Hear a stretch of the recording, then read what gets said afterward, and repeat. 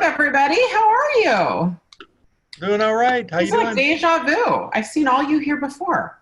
Right. I love it. Did anyone hear what song that was? That was from my Via Via No Coroni playlist, which everybody needs to follow on Spotify because it's got pretty much the best Corona playlist you can have. That one was You Make Me Sick by Pink. I know. Super appropriate. Well, anyway, welcome everybody. My name is Via Williams. For those of you I haven't had the opportunity to meet, I'm the Director of Growth for Ben Kinney Companies. We have 8 real estate offices in Washington State. So I'm based in Kirkland, Seattle area. We've got teams all over the country in Canada. We've got mortgage title escrow.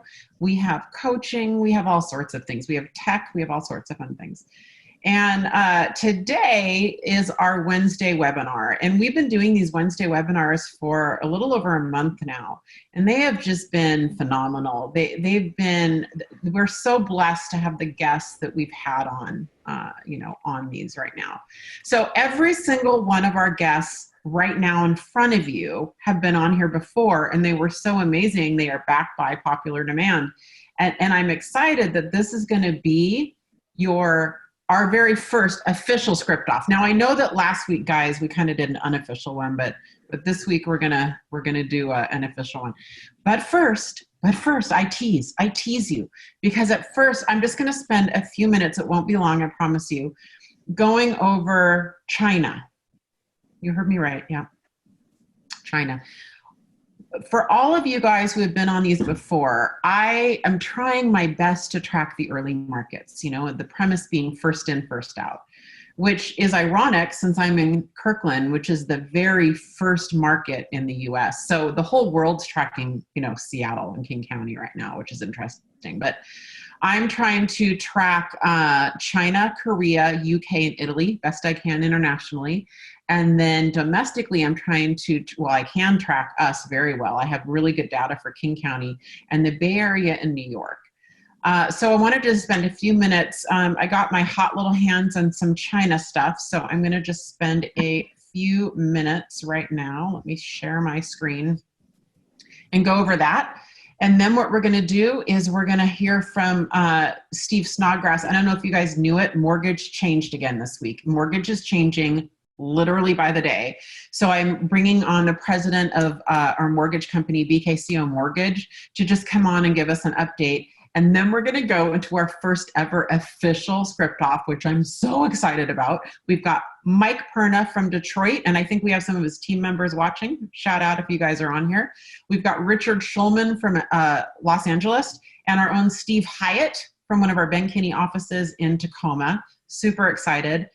After that, we're going to go into talking to Seychelle Van Poel, one of the most awesome people in the world. She has a really cool database heavy team in Dallas. And I really wanted to pull someone on that's doing a lot of really cool things with database that you could literally take and use tomorrow. That's my goal.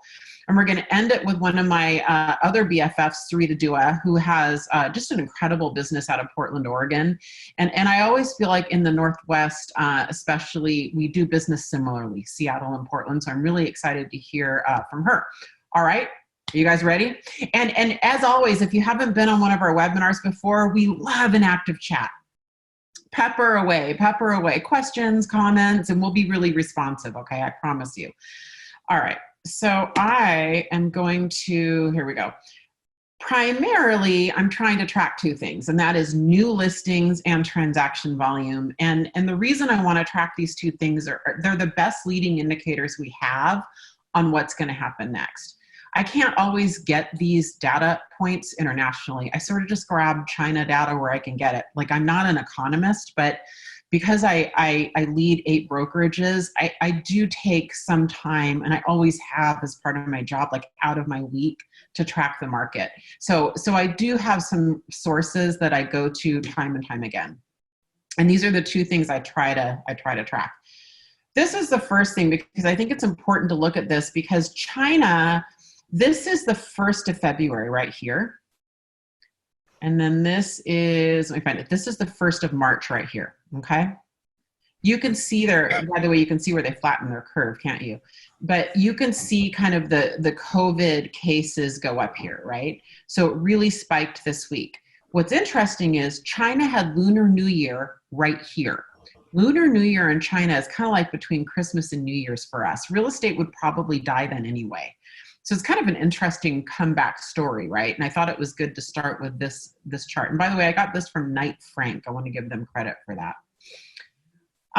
Then I went in and I started saying, well, if I can't always get transaction counts, I can at least look at prices. I'm not as interested.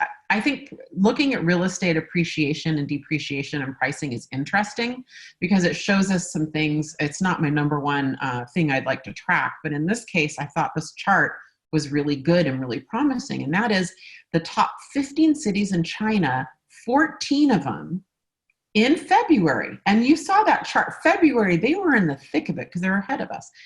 14 out of the 15 are going up in price. Very promising to me. Very, very promising. Only one went down and depreciated. So even though transactions were very, very low, their prices, look at this, you guys. Chengdu went up 10.6% appreciation. That's really good. That's really strong. So this is promising to me. I like seeing that.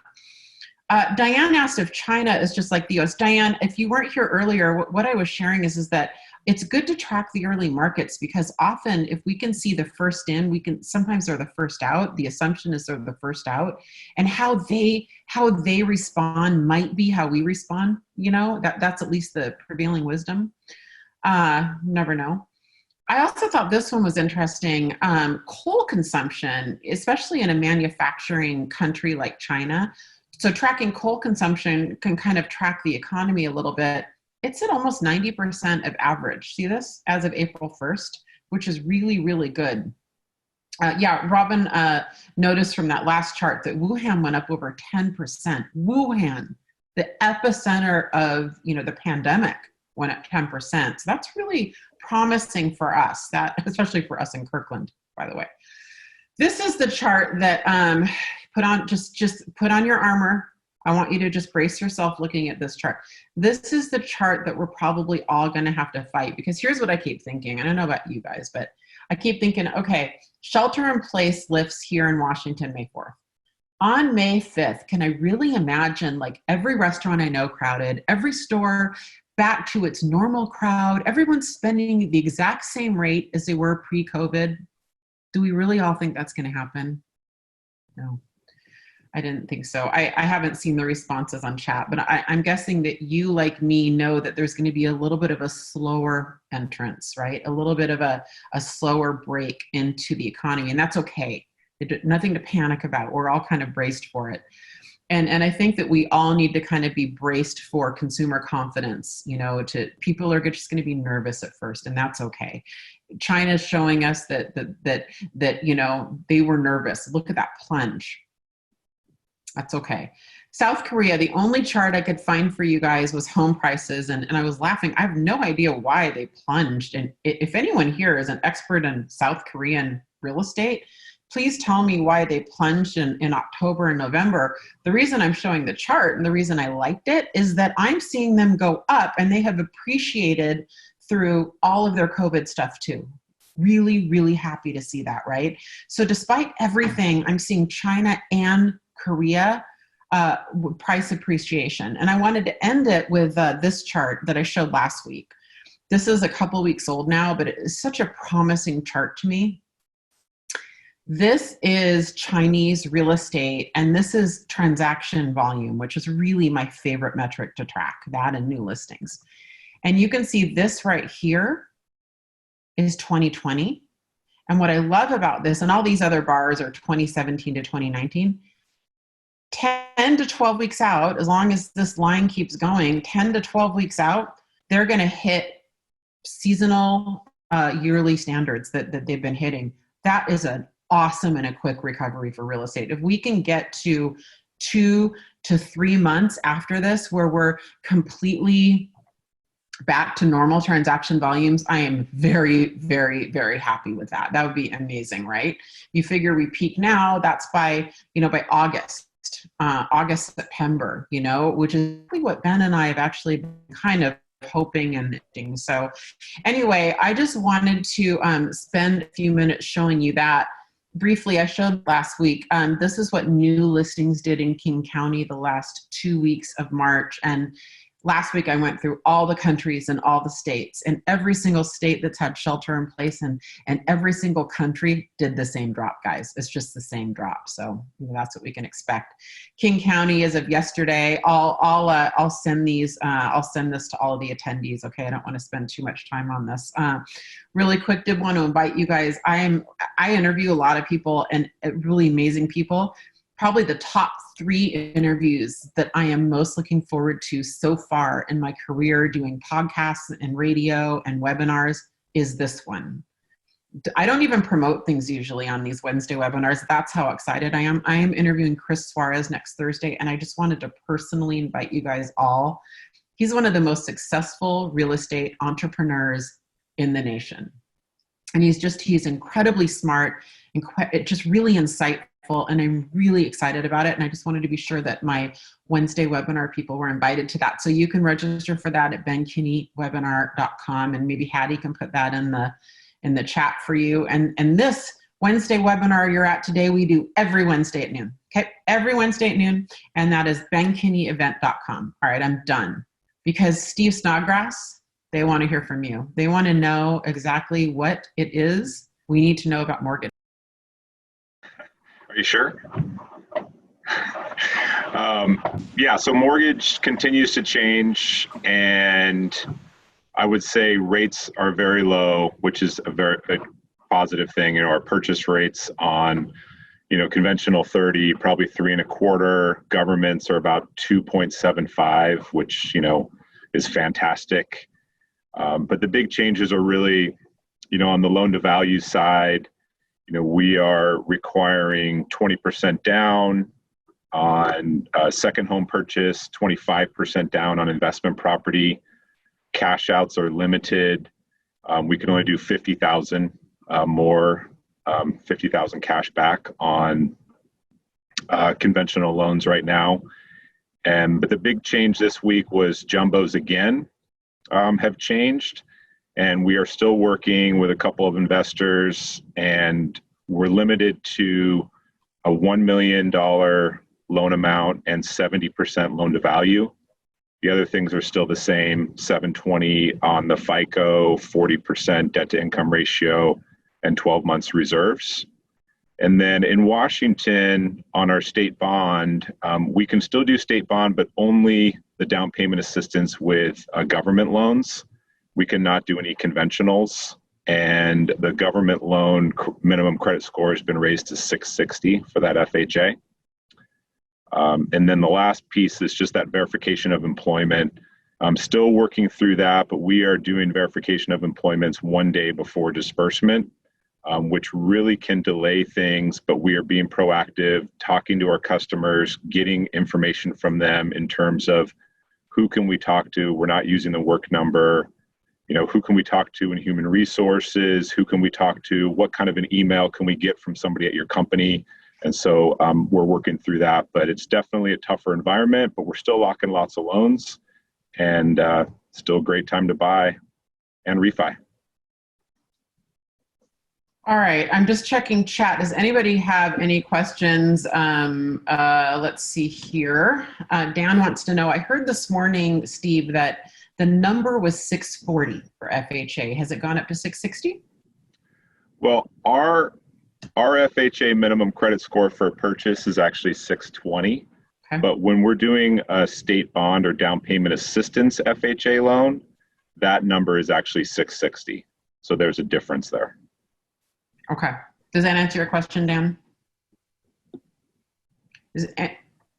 Okay. Elaine wants to know who is the mortgage guy speaking and how can I reach him? Well, Elaine, I can help you with that. Maybe Hattie can. It's BKCO Mortgage, and he's at bkcomortgage.com, and he's awesome and way smarter than me. So that's a good thing. Does anyone else have any questions? on mortgage.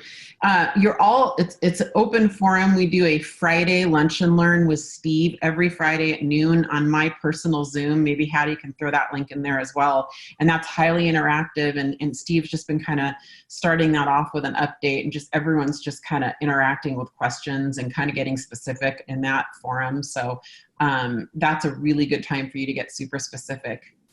Pamela would love more refi requirements and details for VA. Is that something you could throw in chat, Steve? Do you have a Sure. Okay. So we can get into our script off. That would be awesome. Yep. I can put the VA stuff in the chat. You bet. That would be awesome. We have got you, Pamela, and we will do that. And you're bkcomortgage.com, right? I just put in your website. So you're going to stick around for a few minutes and answer questions on chat, Steve, and then you're gonna head off to your next thing. We appreciate you. Will do. Thank you for thanks for doing that. You bet. Thanks. Thank you. Okay, gentlemen, I'm so excited right now. Okay, hold on. I'm so excited. Let me see here, Steve. I'm going to unpin the video. All right, I'm going to put us in gallery view. Can you guys, someone tap in or type in chat, can you see all of us? Can you see us all in gallery view? Okay, I would recommend for this one, oh, someone said my lipstick looks good. Gentlemen, that you will never, ever get that comment, ever. I doubt it. You won't get a compliment on your beard either. I will never get a compliment on my beard, ever. Like ever. Or I'm going to punch someone in the throat. Okay, here's what we're going to do. This is my first ever official script off, and obviously I'm excited. There are 3 of you, so we're going to start with 3. Here, Steve, you know what? Love you, buddy. What I'm going to do is I am going to change your role to an attendee, my friend. There you go. Okay, so that everyone can see everyone. Hey, you know what, Steve? You just got a compliment on your beard. Ryan Grigg says your beard looks amazing. Adelina said my lipstick looks amazing. We're winning. We're winning. Okay, really quick. Do you want to know what like my biggest leadership mantra has been? This is how high level of leader I am. What I tell my team every day is this is my first ever global pandemic and I want to win it. That's what I've been saying every single day. Okay, back to the ground rules. Here's the deal. We're going to go through 3 objections, and if we have time, we'll maybe add a 4th, but I really think there's only 3. I think they're all boiling down to 3 big objections. We're going to take turns with each of you going first. So we're going to start with Mike. You're going to go. No, let me just check. Who do I have going first? I sent it to you guys, right? We're going to have. I didn't read it. I'm sorry. That's okay. Mike, Richard, Steve. So Mike, you're going to take the first one first. Richard, you're going to be second. Steve, you're going to be third. On the second objection, we're going to have Richard first, Steve second, Mike third. I'll prompt you. And on the third objection, we're going to have Steve first, Mike, and then Richard, okay? So, are you ready? You guys ready? First objection, this is a seller objection. Seller says, I want to wait to list until shelter in place is over. Mike Perna. All right. But yeah, I completely understand where you're coming from. What's important to you about waiting until shelter in place is over? There's too much unknown, and I'm just not comfortable listing right now, and we're all home, and yeah.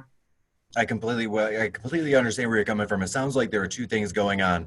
There are a couple unknowns, maybe perhaps about the economy and home values, and then as well, with you guys being home, you want to keep your family safe. Did I understand that correctly? Yeah. Excellent. Well, I'm going to hit the safety part first. So far, myself and my team, we've conducted over 100 virtual showings. And what that means is nobody's coming to your home, nobody's coming into your space. You're keeping your family safe, in place, and sheltered. And through that process, we've been able to get roughly 24 buyers to buy our properties. Now, I do want to move on to the economic side of it. Not to put any doubt into your mind as to what's going on, but just speaking to the facts. Right now, almost every economic indicator we have shows that the GDP is going to contract 4.2%. What that means in plain speak is this is twice as bad as the last recession. I can't guarantee you what's going to happen with home values, go up, go down, or stay the same after this, but I can speak to the market right now. we're at under a 2-month supply of homes on the market. That's the lowest it's been in 8 years. We're seeing offers go multiple offer and above asking, sight unseen. And the best part is, if we get your home on the market, we do get an offer and you don't want to take it, just say no. Okay, I like it. Richard Schulman, I am a seller, and there's too much unsure things happening, and I just don't want to list my home until this is over. Well, first of all, I would say that what Mike said is really good. So I don't want to, I'll try to add a little bit of a different thing, but I think his scripting was actually, I'm surprised, Mike, it was actually excellent. I'm really excited by that. You're surprised. Here we go. Surprised. Yeah. Come on, man. Get the gloves. I would say I would go more along the last tack that Mike would use. I say, Sophia, what do you expect is going to happen? Like, walk me through what you think is going to happen with a shelter in place. I don't know. I just know that, that right now I've got all my kids home, I'm home, and I'm just really unsure, like, our value is going to plunge. Is this the worst time to list my home? Is it the best? Buyers, I don't know if they're buying right now. I just don't know. There's a lot of unknowns for me to feel comfortable listing my home. I want to wait till it's over. Yeah, I totally get that. We have no context for this entire situation. What I can tell you is that my sales team has opened about 12 to 15 escrows in the last 4 to 5 weeks since the shelter in place was put in here in Los Angeles. And so we are selling homes. Some of those are vacant, some are occupied. But so there are things moving. That being said, let me ask you this. Let's say, for example, here in LA, the shelter in place is up in a month. What do you think is going to happen to the economy and the resale market for houses a month from now, if and when the shelter in place is lifted? I don't know. Well, I mean, we know that in California, there's over 2 million new unemployment claims. There's 20 million nationwide. LA County has 50% of people are unemployed or underemployed now. Do you think that's a good sign for home prices? I don't is it? Well, I don't see how I can create a story that says a month from now, 2 months from now, 3 months from now, A, we're getting out of this shelter in place cleanly, and B, home prices will stay flat or remain the same. Does that make sense? Like, it seems logical to me that if we get out of the shelter in place on May 15th, that the local economy will be impacted negatively, and it makes sense that home prices will go down. Does that seem reasonable? Yeah, that seems reasonable. So if we could get your house sold now at a reasonable price, would that make sense for you in a safe way? Yeah. Okay. And I would have talked about all the safe showing stuff too that Mike went through. Like, we would do all the same virtual tour and that type of thing. But I would just sort of really hammer on the end part, which is, take me through a storyline of where you think things will be better for the value of your home in the short to medium term. Perfect. Do I sound weird? Is my audio weird for you? No, it's good. Okay, it's just weird for me, which is fine. Steve Hyatt, how would you add to that, or how would you change it in any way?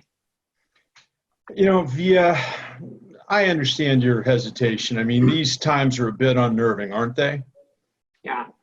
And the last thing that I want to do is something that's bad for you. My obligation to you is to protect up your money that's tied up in your asset, your home. Well, when you go to sell, do you think you'll get more money for your house if you're one of the only homes on the market? Or do you think you'll get more money if there's a ton of competition? I guess if I'm the only house. If you're the only one, it's basic supply and demand, isn't it? Yeah. Okay, so via right now, even under stay home, stay safe, that time is now. When stay at home, stay safe is lifted, there are going to be tons and tons and tons of people that put their house on the market. You'd have a ton of competition then. Right now, you won't have that competition. And right now, you still have buyers. In a few weeks, in a few months, I can't tell you you'll have all those buyers. I can't even tell you the loan programs will still be in place. But right now I can. I guess what I'm trying to do is express to you that the best time to protect your money and sell is now. So should we get our photographer out this week, or should we give you a week to straighten things up and have him come out next week and we'll get on the market then? Okay, I like it. That's good. That's good. I want to move right along to the big buyer objection we're getting now, right? And we're going to start with you, Richard. And that is overwhelmingly, this is probably like the number one objection I'm hearing. Richard, I don't know what's happening, but I am convinced that prices are going to plummet down. They're going to go down in some shape or form, and I don't want to buy right now because I think they're just going to go down.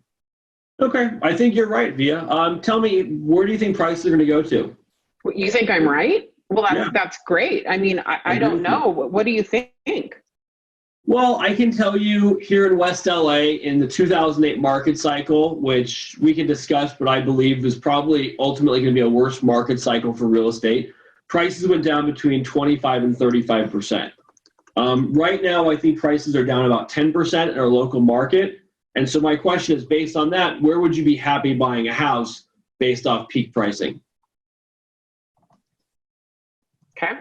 Is there a number in between 10 and 25 to 35 that would make you happy? What do you think the best number is? Well, look, I can find you a home today pretty consistently that's between 10 or higher percent discounted from where it was 2 months ago. So if I could find you a home 10, 15% less than it was in January, would that make you happy?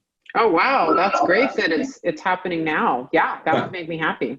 Yeah. So it's out there, not every home, but we are seeing clients buy homes at definitively lower prices than they were a month ago, 2 months ago, 3 months ago.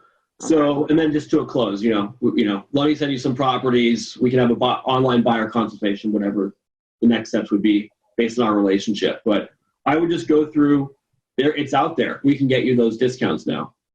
Okay. I like it. So Steve Hyatt, we're at a buyer consult, and I'm really, really skittish about buying right now because I think prices are going down. It's funny. I hadn't picked up on that one bit. I'm horrible at reading people. Hey, listen, Via, I get that you're nervous about it. I totally get that. And I don't want to do anything that'd be bad for you. So have you noticed the other thing that's going on? The stock market's doing this. Mm-hmm. That affects interest rates, okay? And again, I just want you to make the right decision. But if a house drops $10,000 in price, it might save you $40. If it drops $30,000 in price, it might drop you $120 a month. An interest rate on a $300,000 house goes up 1%. It's going to cost you $500 a month, okay? You can't outpredict how quick things will change. And while I went on Amazon, I ordered my 2021 crystal ball, it hasn't shown up yet. So let's only go out and take a look at the homes that you think are perfect for you. And if we find one that fits, then we'll make an offer. And if we don't, you can move on. But the thing that I can guarantee is when you lock it in now, you know what you have. And none of us can see that well in the fog and know exactly what's going to happen. Should we start looking this afternoon? Is tomorrow better? We can start looking this afternoon, my friend. That was really, really good. Sounds great. I've got a 3:15 or 3:45. Which works better for you? 3:15. Sounds good. Michael Perna. Oh, those are hard acts to follow. Why can't put me last like that? Yeah, I completely understand where you're coming from. There's been a lot of economic uncertainty. Let me ask you, if you don't make a purchase now, where are you going to live? Where I'm living now. Okay, so in the same apartment. Okay. So what I'm hearing is you're willing to pay a mortgage, just somebody else's. You're willing to put the money into somebody's pocket, just not your own. And what I mean by that is we're all paying a mortgage one way or another. By going into a home, you're going to receive a couple of tax benefits. You're going to receive a lower payment because right now what you're looking for versus what you're paying is around a $400 a month difference. Plus, as there's economic uncertainty, interest rates go low. What happens when the markets become more certain?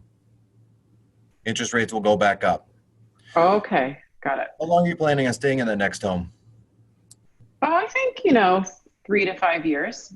3 to 5 years? All right. Mm-hmm. And this market cycle is predicted to last around 2 years. So you're actually going to outlast any down, then come up, and you're going to get some appreciation out of it. And in the meantime, you're going to save around $10,000 per year. Put that right back in your pocket. So I guess what I'm saying is be like Warren Buffett. When everybody's running away from something, you're hearing all the crazy stories of all the fires out there, and everybody's running away, run towards it. When everybody's dumping and selling their stocks, The pundits are running at it, and they're making those purchases. They're saying, buy Apple, buy this, buy that. Real estate's the same way. In the last market, we saw a ton of people make extreme amounts of cash for their family and protect their family, because instead of running away from the real estate market, they ran towards it. They built equity. They took the tax advantages. And now here we are 10 years later. I've got those sellers coming back to me today, and they're up 30, 40, 50, 60%. And honestly, I was hearing the same thing 10 years ago as we're seeing today. The difference is, are you going to be the person in 5 years that is paying somebody else's mortgage, or are you going to be the person that's going to create wealth for your family? I love that because what you're basically saying is, not as this, and Steve and Richard, you guys all said it in the same way. Not is this the right house this month? Is this going to be the right house in 5 years? And you're giving that historical context that, like, nobody on the planet regrets buying a house 5 years ago. Like no market anywhere do they regret that, let alone 10 years ago. Ben Kinney always says this funny line. He's like, your parents say never. Oh, I really am glad I didn't buy that house, 30 years ago, when they drive by it. No one ever says that, right? So, I mean, you guys are all basically taking that, and that's just fantastic. Last one. And by the way, you guys, I am not fancy. And I now realize, because Mike Perna private messaged me, he's way smarter than me. Hattie and I should have set up a poll, and we didn't do that. Live and learn. Will you guys vote on round 1? And that was just round 2. So throw in chat what your votes are and how you will count them up. This is going to be round 3. And if you love them all, just say it was a tie, because I kind of feel like it's a tie. But anyway, we're all competitive. Round 3, and I really do want to hit this one, and I know we touched on it a little bit with the first objection. What I'd like you guys to really hit on is the virtual aspect of the transaction, and that is, I don't want anybody in my house. I don't want anyone in my house, and this is going to start with Steve Hyatt. I don't want anyone in my house, Steve. My kids are home doing fake learning on the computer, pretending they're at school, which, by the way, is happening. Anyone who thinks there's no cheating going on, by the way, can we just digress really quick? You can't vote for yourself, man. I saw that. Anyway, my kids are at home learning, Steve Hyatt. I'm working from home. I don't know. Like, I can probably get it together to clean the house and get it staged, but it's just too much to have people, in my house. So I don't really want to list it now, but I do want to sell, and I want to move on with my life. Well, Via, before we get to any of that, I just got to know how many of your kids have been assigned detention already? Many, all of them. Yeah, I make special teacher coffee in the morning, let me tell you. Via, I get it, and I want to keep your family safe. I want to keep my family safe. Nobody wants that problem for anybody. So it sounds to me like you want to sell your home, but if I'm hearing you correctly, your biggest concern is you don't want a bunch of people tromping through your house. Yeah, that's correct. Am I right? Okay. Yeah. Via, since this thing went down, and I'm just a one-man band, right, doing this, but I mean, I've sold 12 homes in the last 22 days, okay? Only one of them did we have to take the buyer through. Just one. The other 12 are already under contract. We're not putting your house on the market using cell phone cameras, okay? I'm going to make sure that we get your home on the market with a plethora of photos. And then we're going to set them out, and we're going to get them digitally edited. I mean, they're going to have shadows, lighting, colors. If there's a brown spot in the yard, it's going to be green. If you forgot to put a fire in the fireplace, we'll have one in there. If the sky is gray, we'll make sure it's blue. I've edited people out of the living room before because I had to. We're going to make your house look absolutely Hollywood. We're not going to misrepresent it, but it's going to have the best camera side out there. And then we do 3D virtual tours. And even though my MLS finds me for it, I put the 3D tour right in the public link so that everybody can find it. Okay, and we don't condone that, everybody. My job is to protect you, and if I choose to take a fine, I choose to take a fine. Okay. But I want to make sure that it works for you. And then after people decide to purchase from the virtual tour, then if we need to let them through the home, we will. But then we'll use all the protocol that's necessary. But the fact of the matter is, we've done it, and we know how to do it, and the best time to sell is now. And don't you want to get it sold so you can move to Wyoming like you were talking about? That's outstanding. I will never move to Wyoming. That is outstanding. I'm gonna push back on Mike Perna so that we can rotate the rounds. Mike Perna, we're just gonna take that and I'm gonna push back on you. Here's the deal. I get everything that you said you're gonna do virtually, but tell me the truth. I mean, am I really gonna get top dollar right now though? What kind of a person actually buys a home without seeing it? Come on. Like, is this really the best time? Viha, I completely understand what you're talking about. Kind of to address your other concern, because I do want to make sure I address that. You're telling me you don't want anybody in your home, right? Yeah. I'm not going to put anybody in your home. I'm going to show it, sell it virtually, and we're going to get you moved. Okay, but I also want to get top dollar for my home. I completely get that. There's no better time to get top dollar than now because we don't know what's going to happen in the future. What I do know is every economic indicator is showing that we're going to see we're at 10% unemployment now. We're going to scale up to 20, right? Yeah. We see interest rates low now, which is causing people to take advantage of that, which is why people are buying sight unseen. That's part of the reason why people are buying sight unseen, but it's not going to remain that way forever. Okay. Is that fair? Yeah. As soon as we get past this craziness, people are going to come to realize exactly how many people are on unemployment, and they're going to slow down the home purchasing. And then sellers are going to want to cash out that biggest asset and take that cash and downsize. When that happens, you've got a bunch of sellers running to the market and buyers running away from the market. Right now, we have buyers in the market. Those are buyers that are required to move. They've got leases coming up, keys they got to turn in. They've got corporate relocations, people being relocated into Detroit, and the companies do not care about shelter in place or anything like that. All they know is that somebody needs to start a job. For those few people that we've worked with, where they've been given the reprieve and said, hey, you can work from home, they've already sold their homes in the Philadelphias and the Bostons and the DCs to move here, and they still are getting kicked out of their house. In Metro Detroit, we have seen from March 23rd, shelter in place, to today, 2,773 properties go under contract. Yours isn't one of them because it's not on the market. That's excellent.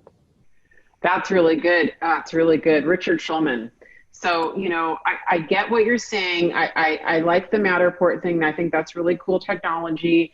But really, do people that pay top dollar for homes buy them virtually sight unseen? You're muted, my friend. And that's a great script for that objection. Perfect. So look, 2 months ago, of course not. I mean, we would sell 1 or 2 a year to a relocating buyer who would fly in after opening escrow. But what we saw is everything changed and people adapted. So, the first week of shelter in place, which was now 5 weeks ago here in LA, we got, for example, almost no inbound leads from all of our advertising and our listings. This week, we're getting as much traffic as we get in middle season. Like, people are doing this now. People have adjusted, and people are buying homes. 30 or 40 homes a day in our market are going under contract, and most of them are not being shown, and not being shown rigorously at least. So, yeah, a month ago, definitely not. But today, this is how homes are being sold, and this is how homes will be sold until our circumstances change. And then I would circle back, do you think that your home will be worth more in a few months? That conversation. But, yes, to answer your question, homes are being shown like this and sold like this. Are you comfortable doing it that way? Okay. All right. Would you list your home right now, Richard? I have 3 of my properties in escrow right now that I sold. Okay. And Steve has 2. All right. Okay. Audience, did we miss any objections? Is there anything you want us to drill down on? That was incredible, gentlemen. Really, really awesome. Hattie is going to transcribe all those the best we can. And also, I know that Steve Hyatt, do you want to, we can email all the attendees if you want, Steve, up to you, whatever. Yeah, email them. Yeah, that'd be great. I took the time this morning to write out a script for every objection. And then I put a basic 5-point how to handle any objection, acknowledge, clarify, rephrase, isolate, close guideline down at the bottom. And if you want to email it out to everybody, they can have it. And hopefully it helps you get through some of this. That's awesome. Hey, a couple people asked Steve and Richard, they asked you guys why you're selling houses right now. You're on. Well, I mean, tell me a story where you think the market will be up in in the short term. I'm not selling most of my stuff. I'm selling some things to raise cash to have buying opportunity in the future. Perfect. Which is consistent with what I shared on my objections and what I share with my clients. I still have faith in the overall market. I could sell a lot more. I know people who sold everything, but I think there'll be buying opportunity for people with cash. Cash is king. In 2007, 2008, things went nuts in the car business and it cost me millions of dollars. And I started over in this. I had a flip I was in the middle of. I couldn't tell where the market was going to go, and I was able to bail out 3 weeks later and make 40 grand without touching it. And then I'm selling off one of my rentals that my renters just bought another house for me on and opening up a whole bunch of cash from that. When you've got so much money in the bank that you don't have to worry about making a payment on anything, you can relate to people so sincerely because you're not closing out of fear. You're helping people make good decisions because you can walk them through it, and it's not because you need another check. And I don't want to ever put myself or my family in that position again. Yeah. Really well said. Really well said. Thank you guys so much. We can't thank you enough.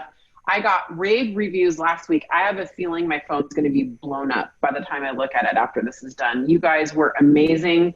We will get everybody as transcripted as we can. We'll get you Steve's PDFs and just, you know, this is the spirit of collaboration. Thank you for giving back to your fellow agents. Really, you guys, it really means a lot that you came on to me. So thank you. Appreciate it. Hey, Richard and Michael, you guys kick butt. You're good. Yeah. Thank you, Steve. guys all You did. too. I'm calling it a tie. Likewise, guys. I'm calling it a tie. And I'm going to, I'll take that. as you guys sign off, I'm going to bring on our next guest, one of my besties. Where is she? As an attendee? Absolutely. You want me to help you along? Yes, I'm we gonna can do that right now. I am going to change your role to attendee right now. There we go. How about mine? I'm going to do it just uno momento. Can I? Change role to attendee. Hi, Steve. Change role to attendee. There we go. There we go. I did it. I love it when tech works. Hi, Richard. Hi. Oh, hi, Steve. Y'all did an awesome job. Hey, Via. How are you? I put on lipstick for you today. It's really for them because you and I see each other almost daily these days on Zoom. Actually, you know, I hadn't planned this, but maybe we ought to tell everybody about our exciting thing that we have coming up in a little over a month, right? 6 weeks? June 1st. Yeah. Were any of you guys at family reunion? Anyone here at Keller Williams family reunion in Dallas? Because if you were, you would remember that we had a big announcement, and that is that we have what is it? I'll let you share that. Well, in Dallas, my hometown, we were on the first all-female CEO panel, which was awesome. But during that panel, we got to announce that we are pretty deep now into recording a bunch of episodes that's going to roll out June 1st for Keller Williams' new podcast called Empire Building.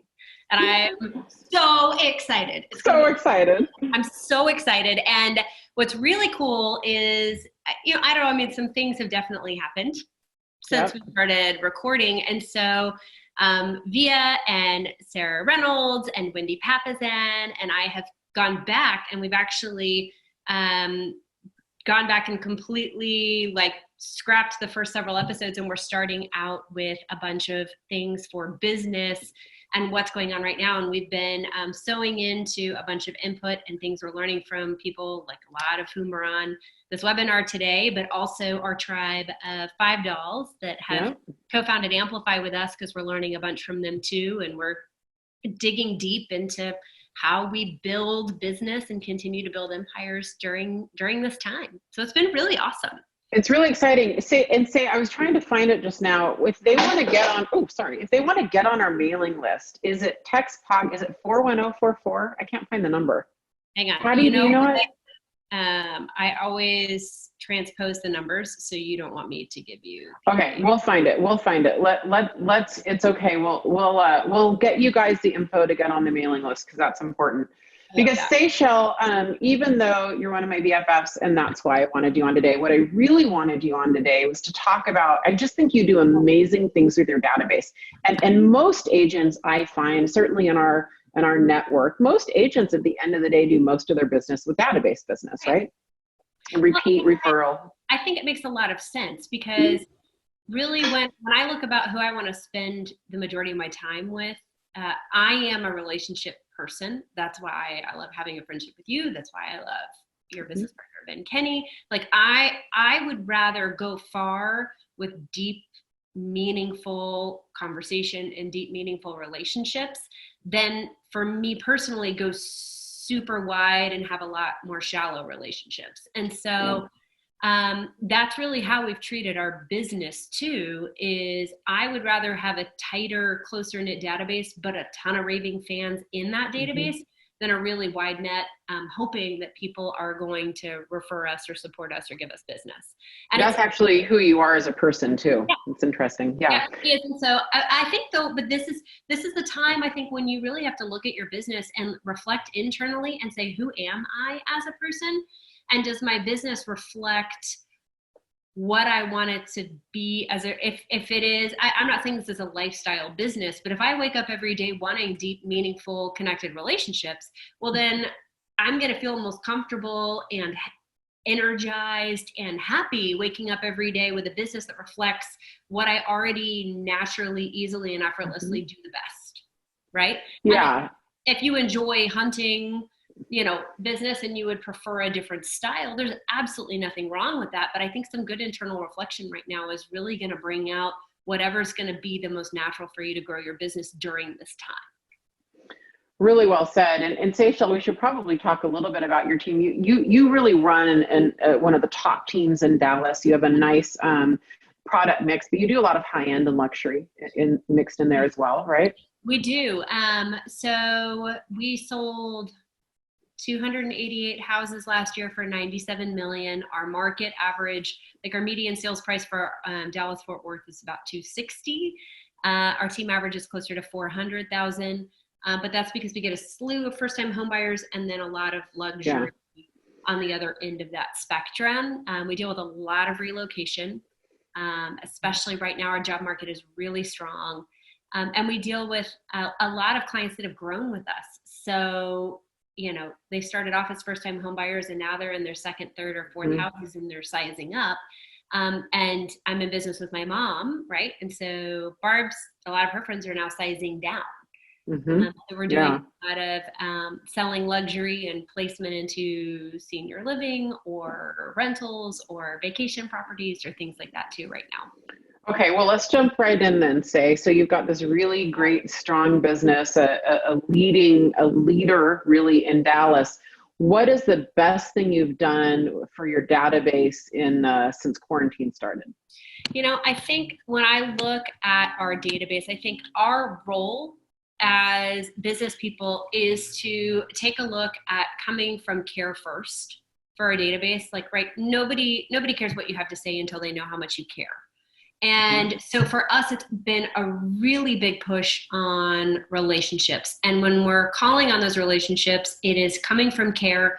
Do you need help? And what we're finding is the first part of that conversation, the first time you call somebody, they're fine. Everybody's pretty fine. The first time, the second time you call, you're getting the update and the real story of like, are they furloughed? Are they worried about their job? Is there a potential relocation going on? Is a family member at health risk and we have concerns? And that's where we're taking advantage of not taking advantage of people, but taking advantage and asking the question in the conversation of, can you be a helper or do you need help? And we're keeping a list with our database of who has resources and matching them to who needs them. And it's been really amazing. Hold on, I have to show you. I love that. Can you be a helper or do you need help? That is so good.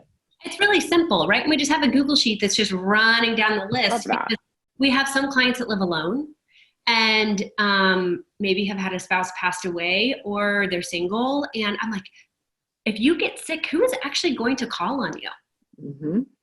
Yeah. Like, we actually have a list of like single clients that we're calling a couple times a week just to say, are you doing okay? Is your health okay? We actually have a shortage here of masks. I sent you the names of one of my friends that has masks and they're cranking out. Her name's Julie, right? And she owns a little dress. I got mine yesterday. I got 5 for my whole family. Yeah. So Julie Julie owns a company called Harkin Spec in Oak Cliff in Bishop Arts in our area. But what I love about it is she actually has a really big retail space she just expanded into, and she makes like these beautiful handmade dresses and outfits. And I'm sure, just like a lot of other businesses that you guys all know locally, now is not like a great time to be, I don't know, doubling your retail space and opening up a brand new line of luxury clothing. Like, I don't Probably think that's not. It's not ideal. And so what I love about her is she said, you know what, we have bolts and bolts and bolts of this high-end organic cotton, awesome, thick, great fabric. They have completely shifted their entire line of clothing to making 1,300 masks a week. And it gets me really thinking about what are we doing in our businesses? We can't just say, well, we sell homes and now we sell homes online, right? She can't say, I'm a high-end dressmaker and now I just make dresses online. She has to say, no, I have all the same materials, but I'm completely having to repackage the way I am looking at my business and doing my business. And I think it's really important for us with our database to look at that too, for our clientele to look at that too. It's not just oh, well, now I'm virtual. Well, I don't think that's going to do the trick. No. I think you might survive, but I don't think you're going to thrive. And so what I would encourage all of us to ask is, like, who do I want to be coming out of this? What do I want my business to look like coming out of this? And how can I repackage my dressmaking materials, if you will, or my real estate materials, and repackage those to really be innovative, cutting edge, ahead of the curve, and a consultant for my clients, whether it's finding new jobs for them, whether it is, right, like being a helper or being the help. What is it that we need to be providing to our people in addition to real estate? Because the real estate conversation is going to be an earned right. And so, Julie, Shell, how are you guys doing that? Well, I think one piece we're looking at is I've learned that I had a huge limiting belief around showings.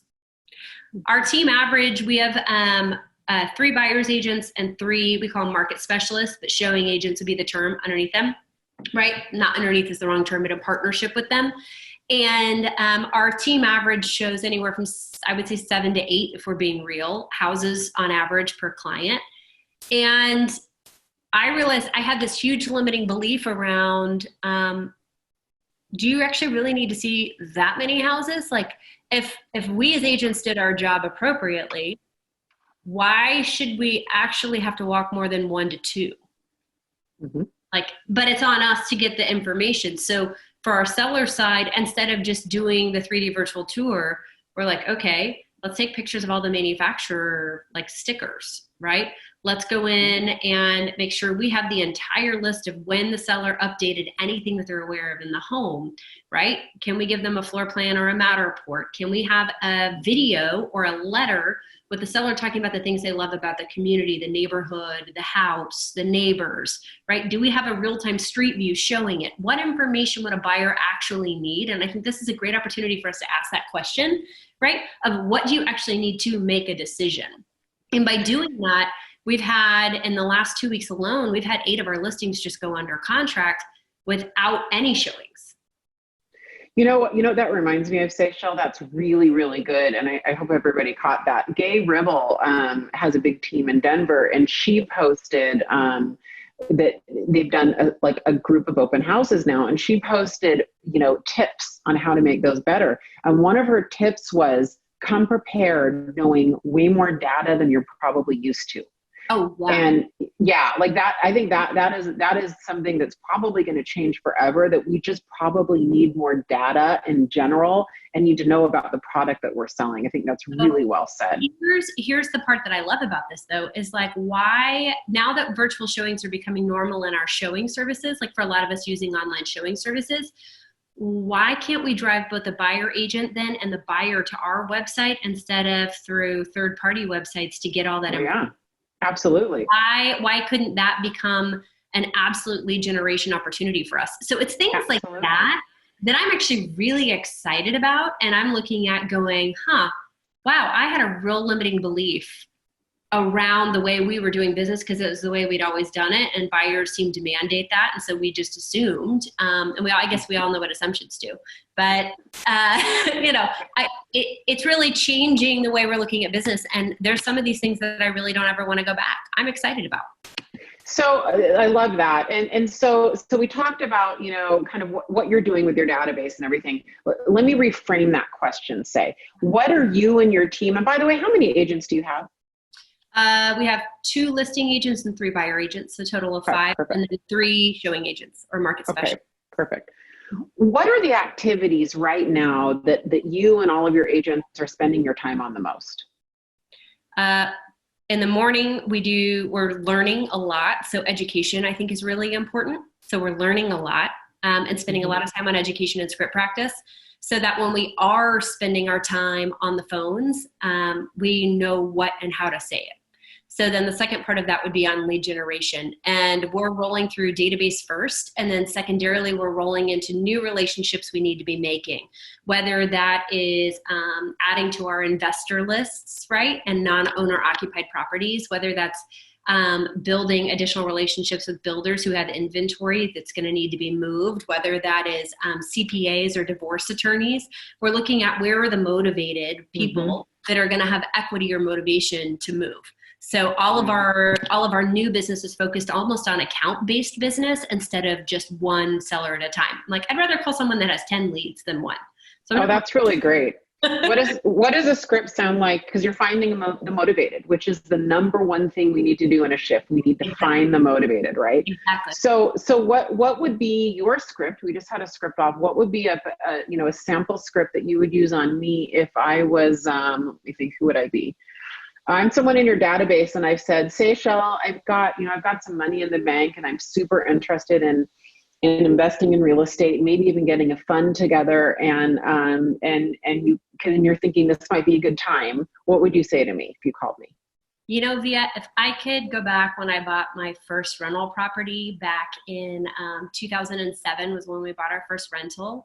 And I bought it with, you're going to laugh at me, but I bought it with multiple offers, 2 days on the market. There were 6 other offers on the property. If I could go back and buy 12 of those houses, I would. And so, Vito, what I would encourage you to do is let's go through what your financial goals are out of this. Are we looking at paying for kids' college? Are we building retirement? Are you looking at cash flow? Let's talk through 5 or 10 minutes of goal setting on what you're trying to accomplish. And I promise you then we will make sure that the properties that we're looking at and aligning with your goals match that investment strategy. And that's something we're really good at. I think that's fantastic. You know what I said to someone this morning?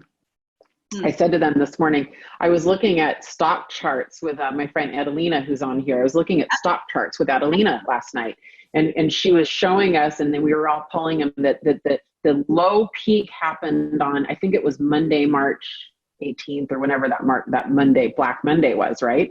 And I remember the pit in my stomach. You guys remember the pit in your stomach that day when you just saw the stock market plunge mid-March? And then I've seen it spike up. Yeah. And I had the same pit in my stomach last night looking at those stock charts. Why didn't I buy a whole bunch of stocks? I'm an idiot. It was a month ago. I could have made like $1,000 or $2,000 in the last month, right? And I found myself telling that story to a buyer this morning. And I said, don't do that. Don't be that guy. Don't be the guy that looks back and goes, why didn't I buy not just one property, but 2 or 3 properties right now? Because you're going to look back on this time and there's just never going to be a better buying opportunity. Mm-hmm. You're exactly right. And real estate investing, I believe in it because it is probably one of the largest vehicles our personal portfolio is in. So I don't just believe in it from a theoretical standpoint. I believe in it because we actually practice it. But I really think between the tax advantages you get, the cash flow opportunities, and the pay down depreciation and the write-offs, like it's incredible to me that it's even possible that we can have a real estate vehicle like that, and that we as real estate agents get to almost have insider trading to be able to know when and where the deals are. And you look at that with now Open Door not buying right now, Zillow Offers not buying right now, Compass not buying, Redfin not buying. You have all these companies that have stopped buying except Keller Offers, and our small investors, right? why would you not be looking for deals right now? They literally have nowhere else to go. Yeah, that's It's right. incredible. That's right. So Cody asked, do we feel this is a low market right now? Cody, I do, in the sense that a lot of our markets probably are going to have a little mini flood of inventory come on the market. I don't know how long that'll last, but most of us will have some pent up demand happening in that month after our various shelter in places. I think now in a lot of markets, certainly Seattle, Dallas, the Bay Area, a lot of, traditionally hot markets with low inventory, there's not a lot of buyer competition right now. And so it's really an incredible time for buyers who were previously competing with cash offers and maybe 10 or 15 offers to come in and buy a home, especially with low interest rates. So, whether we're calling the bottom of the market or not, I think it's 100% opportunity time. You know what? Even at where interest rates are too is also creating a bottom, because 6 months ago, I couldn't get this interest rate. So if you look at even just 1% in interest rate versus what your payment would be at 1% higher, that's 10% more of the loan amount, particularly if you're going to buy and hold for an investment property, you're going to pay over the life of the mortgage. So already, if we were at a 4.5% interest rate and we're at a 3.5% interest rate, that's a 10% discount on my rental property today that I'm getting to take advantage of versus what I would have paid 6 months ago. So if you can get that plus a discount, you have to consider what you're already looking at on that. That's right. I see Sarita's joining us. So to wrap up, I want to switch gears a little bit, Seychelle.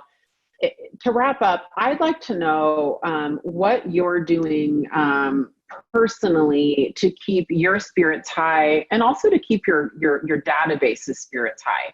I know that you mentioned some of them live alone, and what is this balance of being obnoxiously tone deaf and like it's all great, and Pollyanna, and doom and gloom on the other side of that. So how does that show up for you, and do you have any tips for anybody, for yourself and for your database?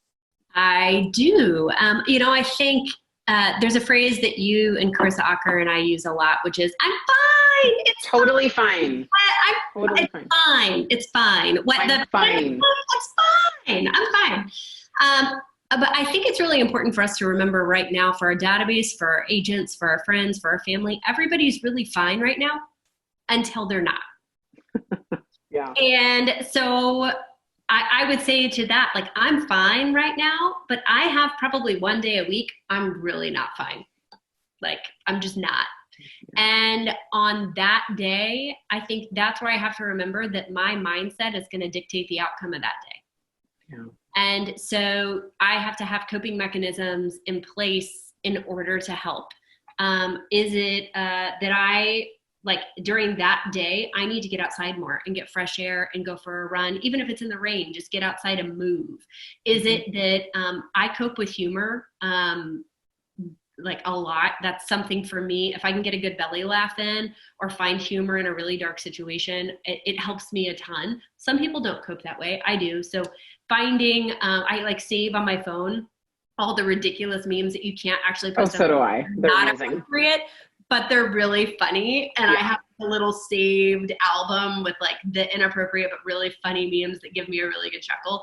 And then I think the other thing that really helps me too is I get a lot of energy by giving back, like being on with you today. Like, you're gonna laugh, but I made these for my team. Oh, They have llamas. I love it. I made them last night for our team, right? Like, but like helping, whether it's helping small businesses like Julie with Harkins Back, or like our florist, I ordered flowers from her last night because she finally got to get a shipment of flowers in, right? But like, what are things that we can do to give back, to help, to be the helper? And I get a lot of energy out of that. So in addition to just trying to keep my cup full, I know if I can fill others, I get more out of that than anything else. Oh, that's a great answer. Well, Seychelle, we really appreciate your time. I know that that Quinny's probably going to be coming up alongside of you. You're kind of playing tag team with your hubby, and afternoons are really hard for you. So we appreciate it. You're happy to stay on for the amazing Sarita, and I'm also totally cool if you want to hop off. So Sarita, mwah! Y'all are awesome. Thank you. Have a great day. Thank you. Sarita. Hey, you. How's it going? Good. How are you? I'm doing great. Okay, hold on. Let me do housekeeping. I'm going to put you to attendee, my friend. We're going to get Sarita up, locked and loaded. Okay, so full disclosure, you literally just came to us directly from your MIT online class, That's correct. right? We just finished at 1 o'clock. You're amazing, and hopefully you can just like collapse afterwards after this is over. It's actually an amazing class. It's a capstone on the COVID crisis and leadership and tough decisions and how to basically motivate each other as well as yourself and your people and the communities you serve. So it's really timely. Wow. Hey, Sarita, your audio sounds a little off, but so does mine from time to time. So it's probably okay. While you're situating that, I will share a little bit. So Sarita Dua is joining us from Portland, Oregon. Full disclosure, she's also one of my best friends. And I have my best friends on here a lot. And she runs an incredible team, out of Portland. And on top of that, I think what you all need to know is she's getting her MBA at MIT, which, she is way smarter than, she's just very, very smart, because that's like way beyond my pay grade. And then of course you had to move to online, and you have to finish, sadly, you got bonded with that group, and now you had to finish your whole spring semester, That's at right. home. But yeah. That's right. We graduate next month, so we're good. And you've got your 2 college kids home, which us moms kind of like that part of it. So we're kind of good with that. But I'll be honest, we came home last night from a late night market center move out, and the kids had dinner on the table. And so I definitely sympathize with those of you on the call that don't have kids making dinner for you, or you're not at that age, but there are pluses and minuses at every age. And that is a plus. For sure. I've got 1 college kid at home, and he does not make us dinner. I'm just gonna throw that out there. So Sarita, I love your business, and I just kind of want to start drilling down on it. Sure. And I think I'll start with the question: what is the best thing you've done since quarantine started? I think that one of the best things I've done is connect with my database authentically. I am pretty scripted in that I realize I say a lot of the same stories and anecdotes in the same language over and over. I didn't even realize how much I'm scripted, because it does come naturally after doing it so many years. But the script that you get to throw out and just use is, how are you? Now, how really are you doing, and how can I help you? And I actually sent out an email to my entire database, and it is from a firm that I use and love that does a lot of my content and video blogs. The first half was sort of, here's my cell phone number, I'm here for you. Then the other half goes on to like, oh, by the way, if you want to buy or sell real estate. I cut the bottom part of that out, and I just literally said, hey, this is my phone number. Let me know if I can help you. I have a great network of past clients like yourselves, so that if you need anything, maybe you need a prescription picked up or groceries delivered, I love connecting people anyways. That's like a hobby of mine. I can help make the connection. And I was blown away with the response I got to that. And it really just for me affirmed that people want like human touches, and truly they know if you care, or if it's just a line to try to find how many. That's awesome. How many did you send out, and how many responses did you get? I sent it out to my whole database, which I normally do. I mean, it was like over 10,000 people. And I'll be honest, like there's always, you send it to everyone looking for the hand raisers. I typically get like, 10 or 15 responses at the most, and probably the same amount of unsubscribes, to be, if I'm completely honest. I got over 100 heartfelt replies personally to me, either emails or texts, just saying, some of them were like, God bless you, thank you for sending this, or you're so kind. I didn't do it for credit, but it was, the truth is, one-to-many marketing works if you're one-to-one authentic, meaning the people, even though I did do one-to-many, I don't think I would have gotten that response if people who actually knew me felt like I was just a cheeseball sales agent. So the fact that the ones who knew me knew that I really did just want to help. There was no agenda. And that opened the door for me to have authentic conversations. So like now I'm just going through my cell phone.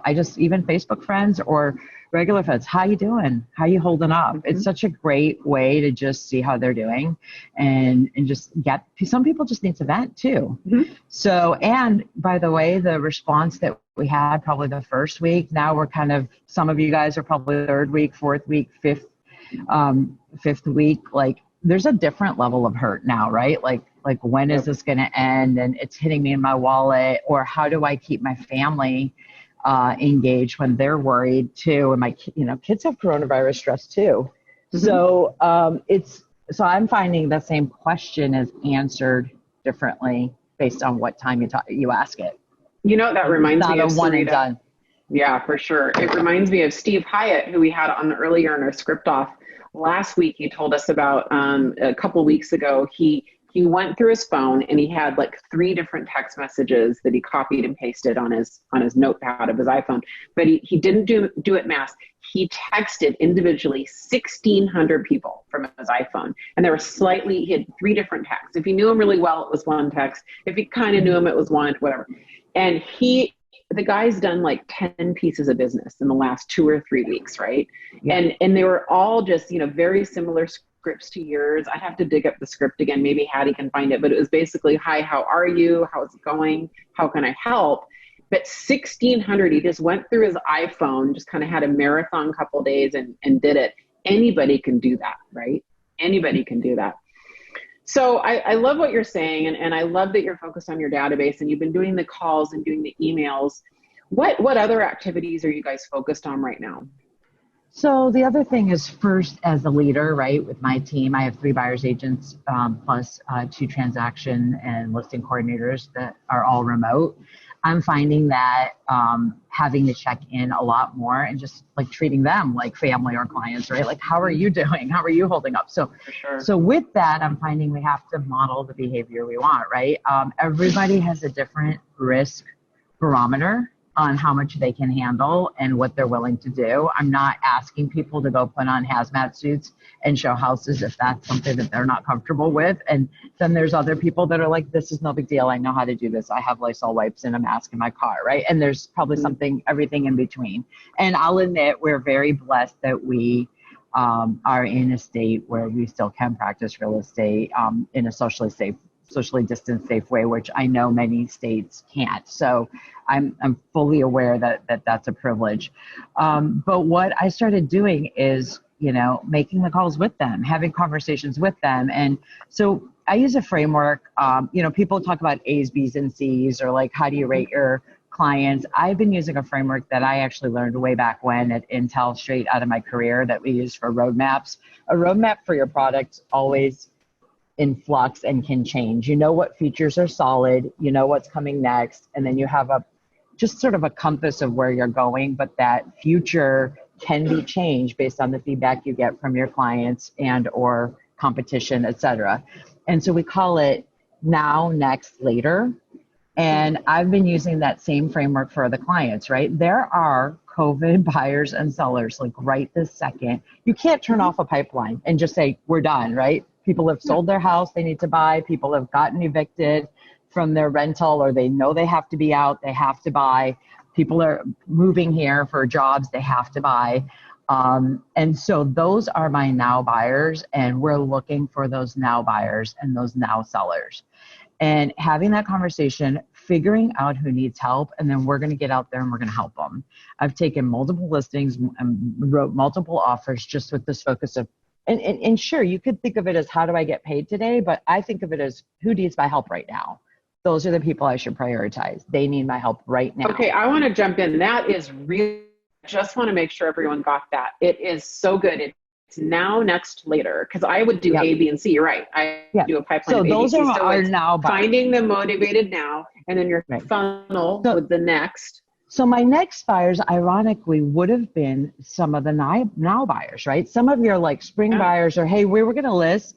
Now they're just sort of watching. And so my message to them is, no problem. I'm here for you, right? Back to like how I just said, some of my buyers agents may not want to go show property. They're not comfortable.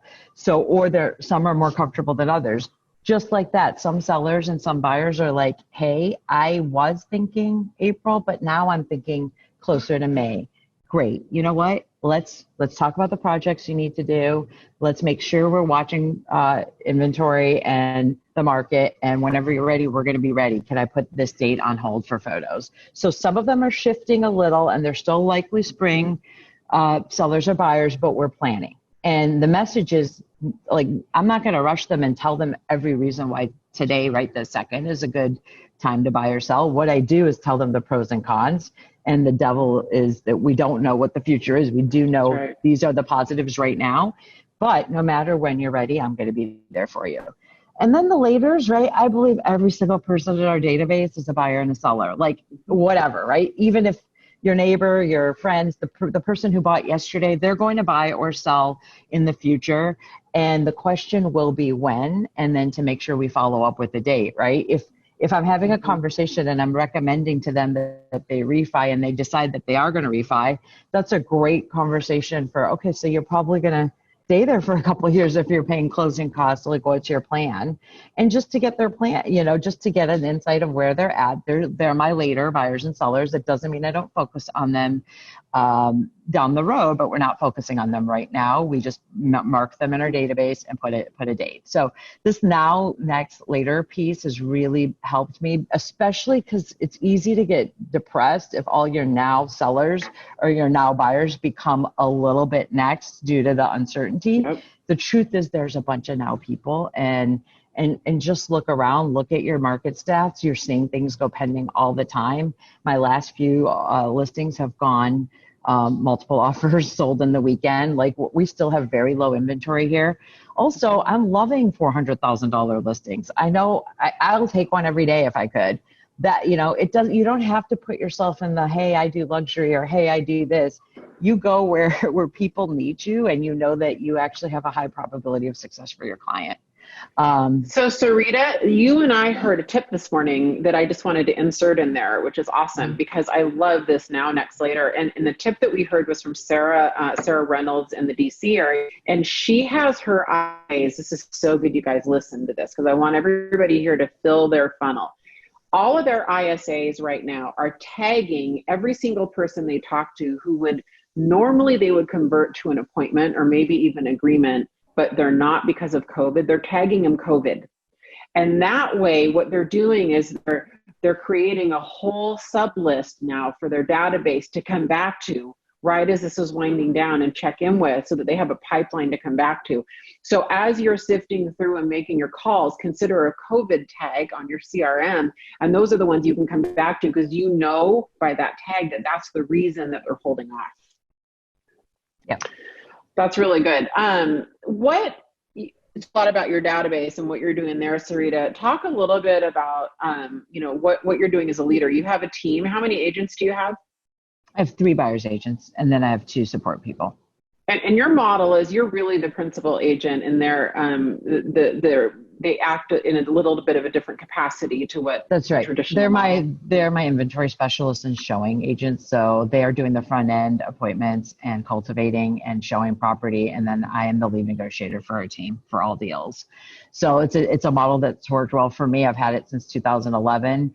And I'm finding that our message is you shift as needed. I haven't laid anyone off or made any cuts. I did cut some expenses in general, but not on the people side.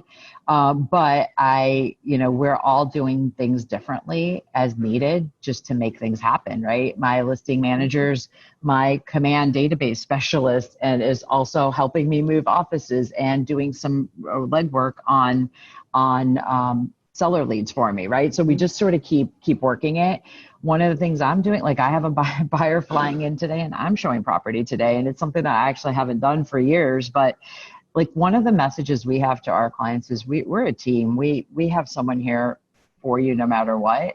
I have different degrees of availability right now with my team. I've got one team member with 2 young kids that like school's honestly her saving grace, and she's really she's embracing the homeschooling thing, but it's, every time I talk to her, she's ready to pull out her hair. So if, we're going to, you come out, we're going to find you the house. We're going to buy a house today, like that's our thing, and I've got them coming out. We're squared away, ready to go. And I think leadership in general is like rolling up our sleeves, and we all do what we need to do, and we all need to share successes because it's really easy to be beat up. And we also have to share tips and tricks that are working for us. Like, and also when we're stuck, one thing I love about you, Via, and the group that we have is like, we can really vent when we need to. It's really important. I was just hearing Seychelles' end of her interview, right? Like, we have to be on all the time, and with it's fine. Well, you know what? Sometimes it's not fine.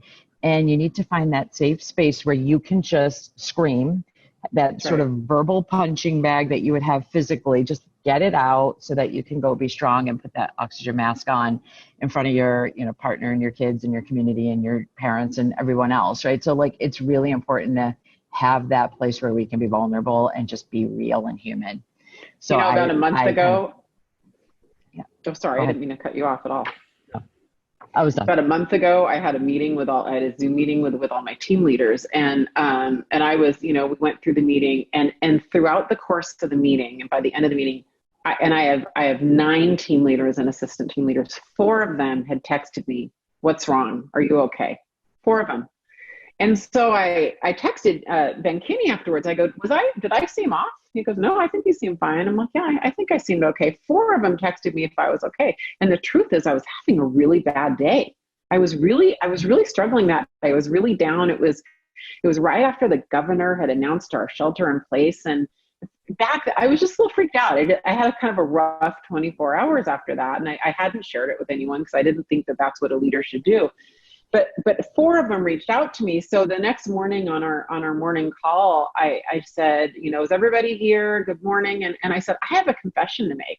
I was not having a good day yesterday. And, I want to apologize to you guys for bringing the energy down. It wasn't my intention. I was not aware.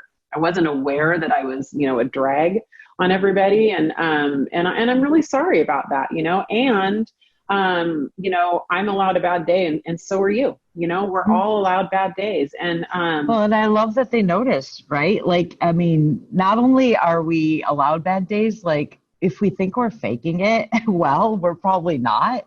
And it's important, like, I'm not a good actor. Like, you want it's important for us to be authentic, and just, make sure we're aware of that, like, whatever energy we put out, like, it's, we're not Academy Award winning actors and actresses here. Yeah. As we wrap up, Sarita, what's your take on what's going to happen? You're in Portland, I'm in Seattle. Jacqueline asked, what do we think is going to happen? I guess both short-term and long-term, but I guess short-term when shelter in place is starting to lift. What are you in the market? So I wish I had that crystal ball. I mean, it is a bit frustrating, especially as our governors have all aligned, right? They keep saying, "Hey, we're going to have a plan." And then you go listen to the plan, and the plan is, we don't really know the specifics. I am bullish. Of course, we're paid optimists, but like, I see, we have such low inventory here that I think we're going to see demand. Mm-hmm. And even some of these layoffs, like, I mean, even if they're layoffs or like, they're in all practical purposes, they are furloughs in the sense that these companies that have laid people off, like, when things bounce back, they're going to be hiring. So I think we just have to kind of go where the opportunities are. I think we have to be prepared that it's not going to be a light switch. It's more of a dimmer. And that's the problem with most everyone on the call here, is that we are not patient folk. And, no. Like, we want the playbook so that we can then tell the playbook to our clients and those we serve. And the problem is we just don't have a pandemic playbook. But I do know there's opportunity. There's opportunities for buyers. There's opportunities for sellers. I feel like, this is my personal opinion only, it's not endorsed by NAR or any statistics. I just feel like normally we have a really busy spring, summer. And because of this pause, we're going to actually probably have a very busy summer, fall. I think there's business to be had, but I think it's just going to shift a bit. And so that's why those nows are really important. Those next, though, those are really, really key to make sure. Like, I think shame on us. Like, I admire all the puzzles and the cooking and all that. Like, I'm trying to do all that too. But the truth is, if we're not doubling or tripling down on having, like, don't call it lead gen if you don't want to call it lead gen.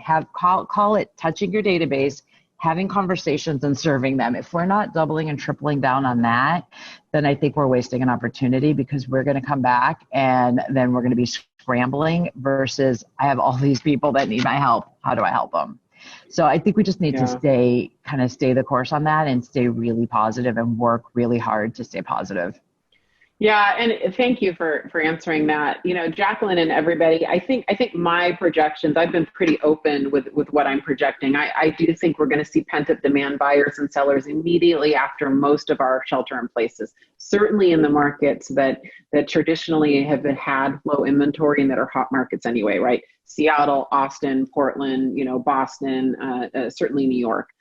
I am also a bear. Brad Inman just called me a bear. I'm doing this town hall for Inman tomorrow, and he's got the bull and the bear on, and I'm the bear.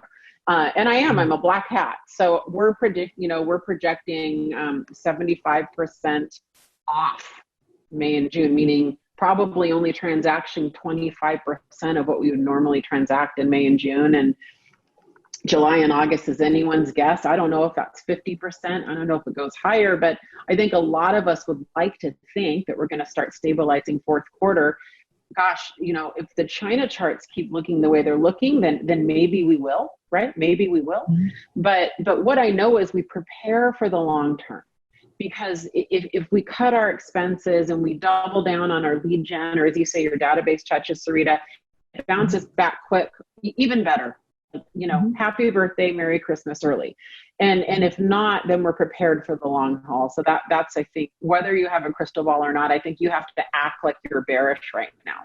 Absolutely. You're either brilliant for being prepared, or, you know, like worst case, you were conservative and you're better off in the way you prepped.